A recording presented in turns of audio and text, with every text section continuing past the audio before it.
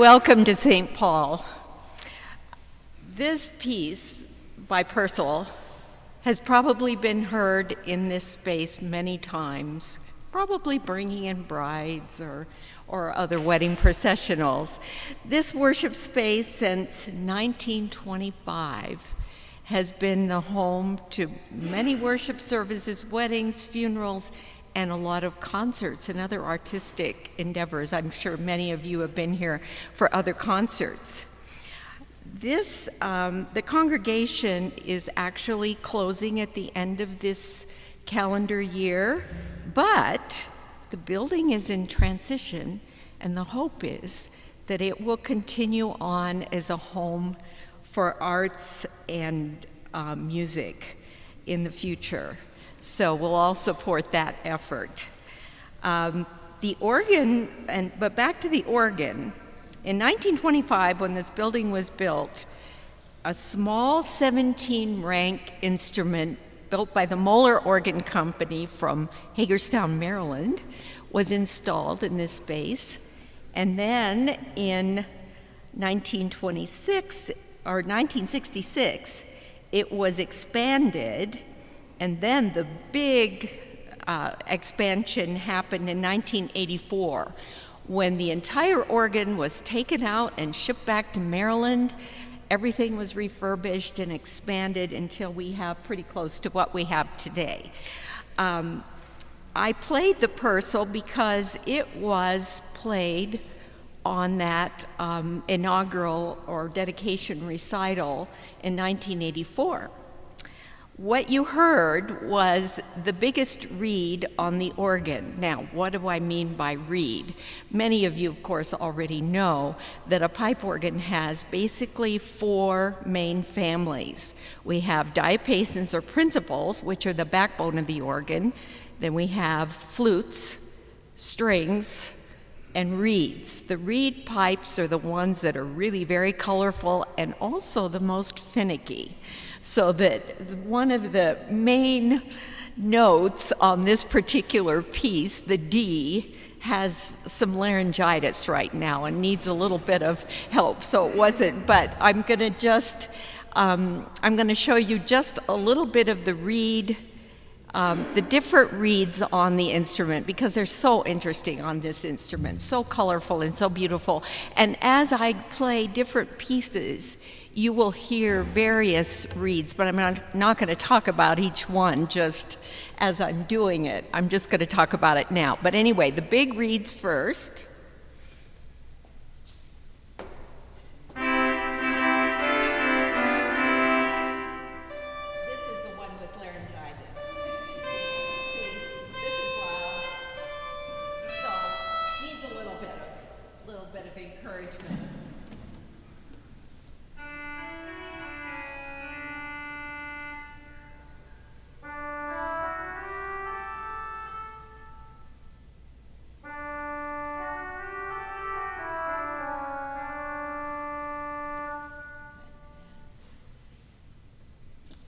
Now, for the principal chorus,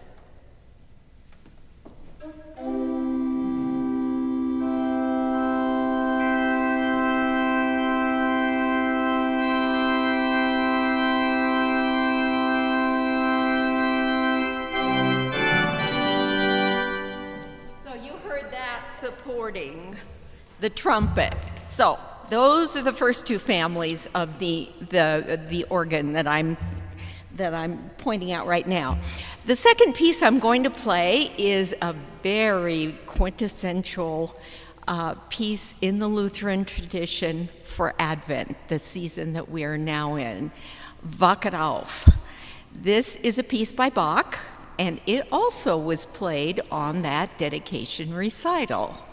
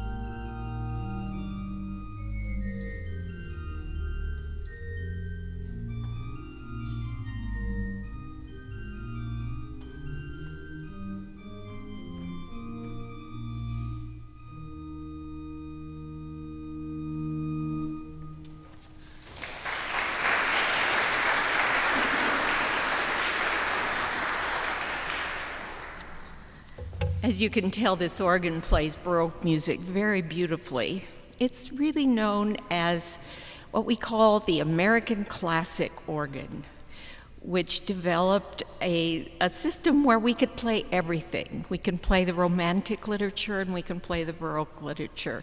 Maybe not totally authentic. If you have a lovely tracker in the style of the Baroque period, then, you know, maybe it sounds a little more Baroque, but this organ does very well on that. So the next two families of pipes that I'm going to introduce you to are the flutes and the strings. Now, if you're looking at the pipes, and you don't see very many of them here, but if you're looking at the pipes, the flutes are the fattest ones, and the strings are the skinniest ones. And so here's a really, really pretty flute.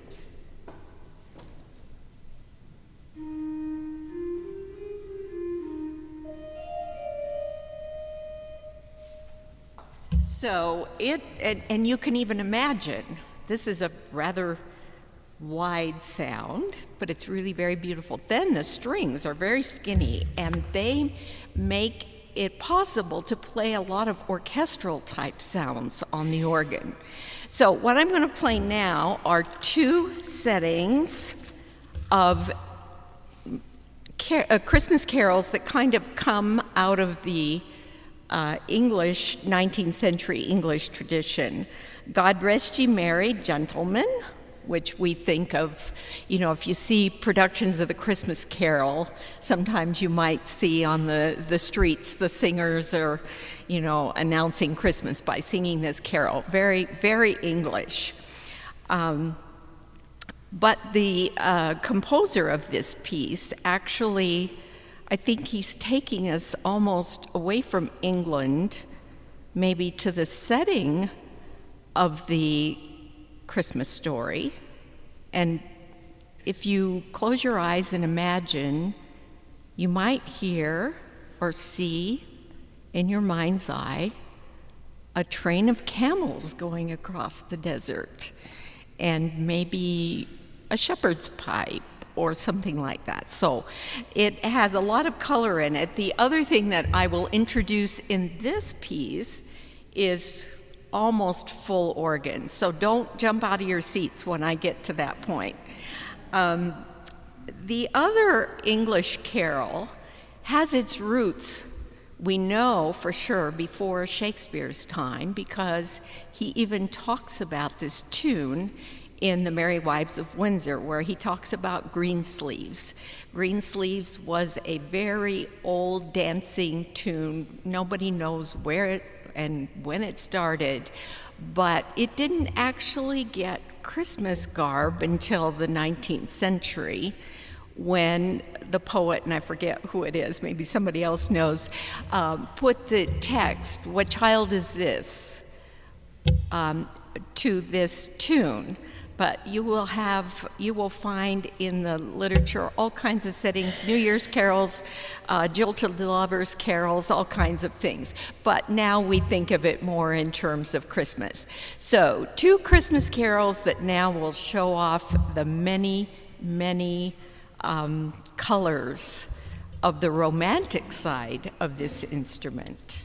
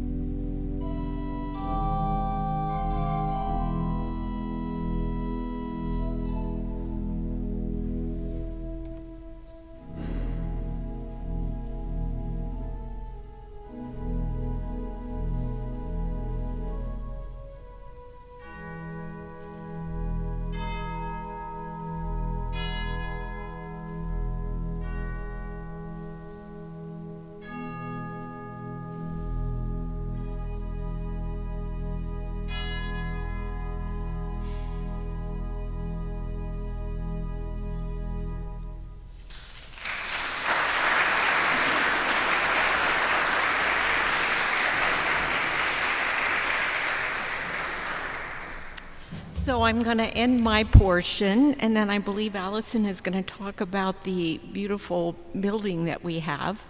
I'm going to play 3 very short kind of reflections on 3 Christmas carols by Wilbur Held, and I'm not going to tell you what they are because they're not really obvious, but I think you'll know them.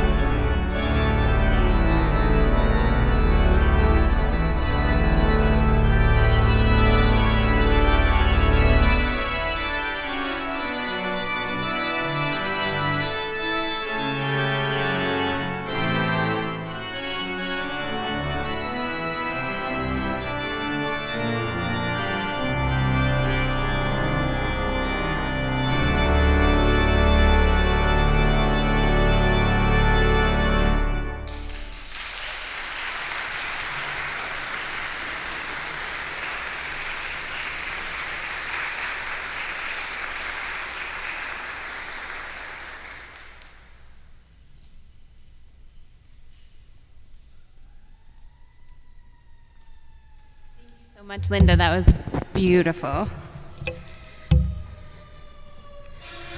So I'm going to share a little bit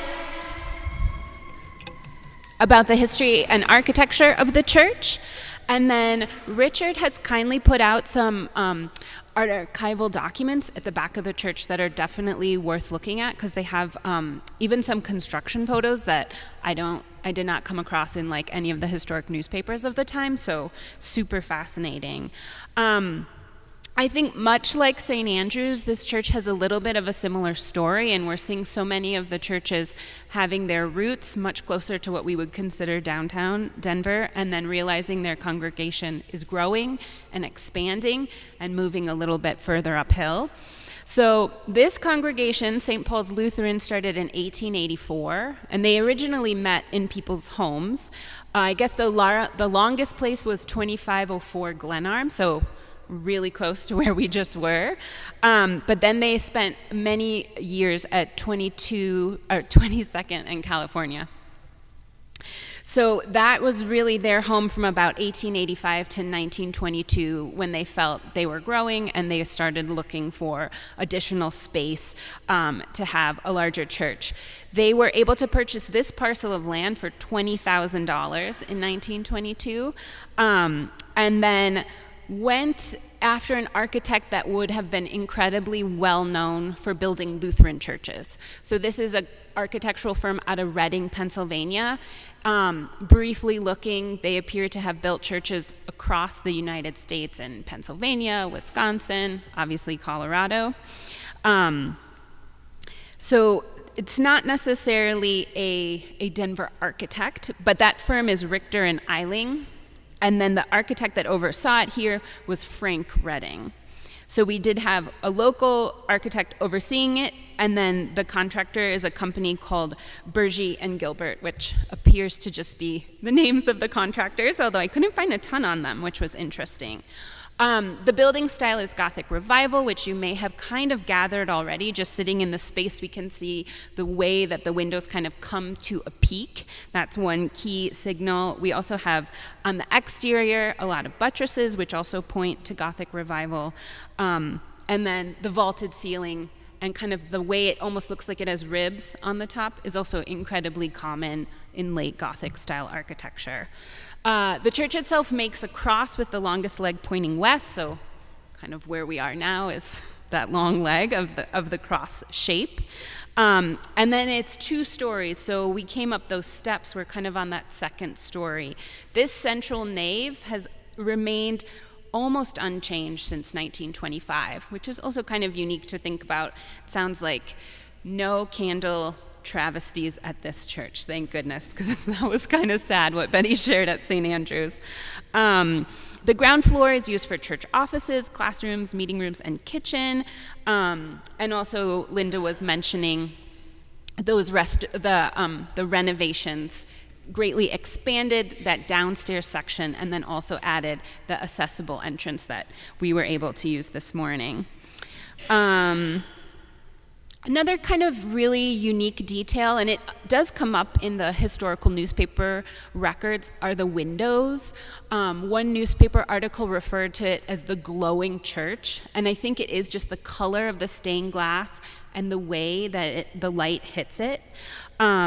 They are designed in the drapery style and crafted by George Hardy Payne, which is a studio out of Paterson, New Jersey.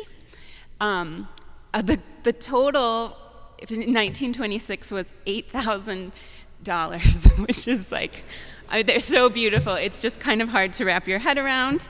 But yeah, what are we? Inflation, right?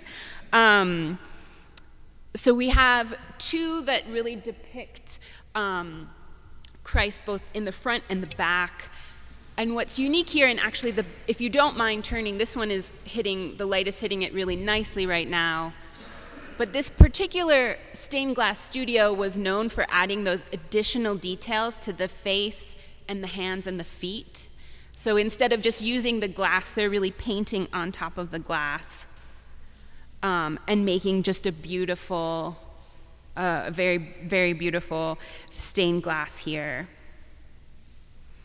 Beneath, they have, this is all, your church iconography. So that's kind of what we're seeing beneath on both of these windows, even though this one is a little bit harder to see just because we can't see the, and this is Easter morning.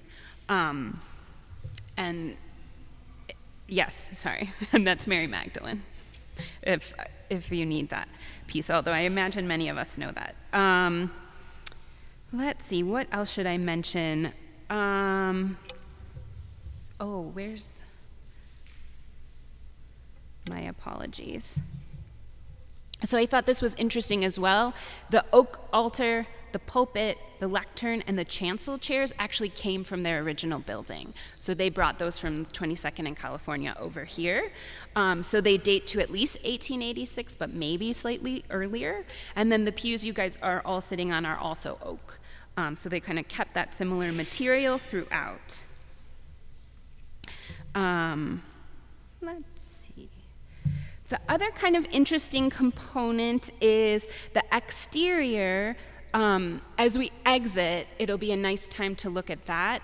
What looks to be carved stone is actually terracotta, so just a simple casting project. And the company that did it, the Denver Terracotta Company, also did the Mayan Theater, which is actually quite comparable in terms of construction date. So I thought that was kind of interesting too. Very different clients, I imagine, for this company. But it's a little bit, it's not like a cheap shortcut, but it does take out a little bit of like needing an artisan to carve the stone and then just using a cast for that. In 1965, the church had its longest-serving pastor. Pastor Robert West served for 30 years. He loved the organ playing here and encouraged the church to offer monthly lunchtime concerts for the neighborhood. He also kind of pushed the congregation to get involved in the neighborhood and increase the amount of aid they were offering in the neighborhood, which also seemed really interesting, both encouraging their youth to run a food bank for neighbors. And then they were co-sponsoring a coffee house called the Sign of the Terra, which operated during the 1960s. And that helped to fund some of the Cap Hill Improvement Association projects.